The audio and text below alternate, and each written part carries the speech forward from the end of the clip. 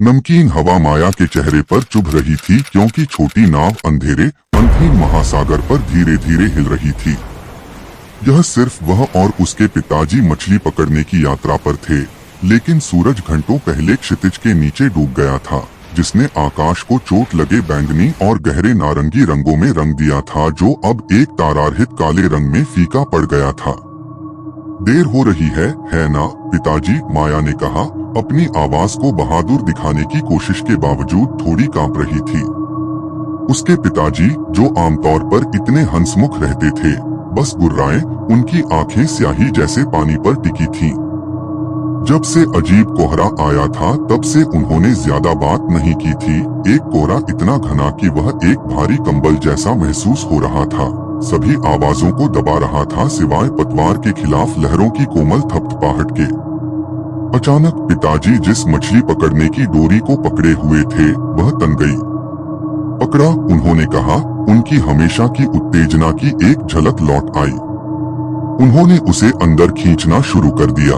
उनकी मांसपेशियां खींच रही थीं। लेकिन यह वैसी मछली नहीं थी जैसी उन्होंने पहले कभी पकड़ी थी। यह भारी लग रहा था। गलत। धीरे धीरे गहराई से कुछ ऊपर उठने लगा। यह मछली की तरह चांदी का और चमकता हुआ नहीं था। यह पीला था, अंधेरे में लगभग चमकदार और चिकना। जैसे ही यह सतह पर आया, माया हाँफ गई। यह एक हाथ था, एक मानव जैसा हाथ, लेकिन बहुत बड़ा, लंबी, कंकाल जैसी उंगलियों वाला। उसके पिताजी लड़खड़ाकर पीछे हट गए। मछली पकड़ने की छड़ी को ऐसे गिरा दिया जैसे वह जल गई हो। हाथ वापस काले पानी में चला गया, केवल लहरें छोड़कर जो चौड़ी और चौड़ी होती जा रही थी। फिर एक आवाज, एक नीची शोकपूर्ण कराह जो हर जगह और कहीं से भी नहीं आ रही थी। यह माया की छाती में कंपन कर रही थी, जिससे उसके दांत बज रहे थे। वह क्या था, उसने फुसफुसाया, अपने पिताजी का हाथ पकड़कर। वह पीला पड़ गया था, उसकी आंखें डर से चौड़ी थीं। कोहरा और ठंडा होता गया, उन पर दबाव डालता गया। लहरों की कोमल थपथपाहट बदल गई, नाव के खिलाफ एक नरम लयबद्ध थप थप थप बन गई। ऐसा लग रहा था जैसे कुछ करीब आ रहा है। माया ने नाव के किनारे से झांका, उसका दिल तेजी से धड़क रहा था। कोहरे की धुंधली भयानक चमक में उसने उन्हें देखा।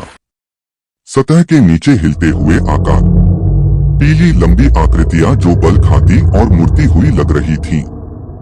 उनकी आंखें काली और खाली खुली नाव की ओर घूर रही थीं। कराहने की आवाज लौटी, इस बार और करीब। और फिर एक और आवाज उसमें शामिल हो गई, एक नरम गड़गड़ाहट वाली फुसफुसाहट जो उसका नाम कह रही थी। माया। वह पीछे हट गई, उसकी सांस गले में अटक गई। उसके पिताजी ने उसे कसकर पकड़ लिया, उनकी बाहें कांप रही थीं। थपथपाहट तेज तेज होती गई। कुछ नाव के निचले हिस्से से टकराया, जिससे वह हिंसक रूप से हिल गई। माया चीख पड़ी। फिर नाव के ठीक बगल में एक चेहरा सतह पर आ गया। यह दुबला और सफेद था, खोखली आंखों और एक मौन चीख में खिंचे हुए मुंह के साथ। गीले लटके हुए बाल उसके चेहरे से चिपके हुए थे।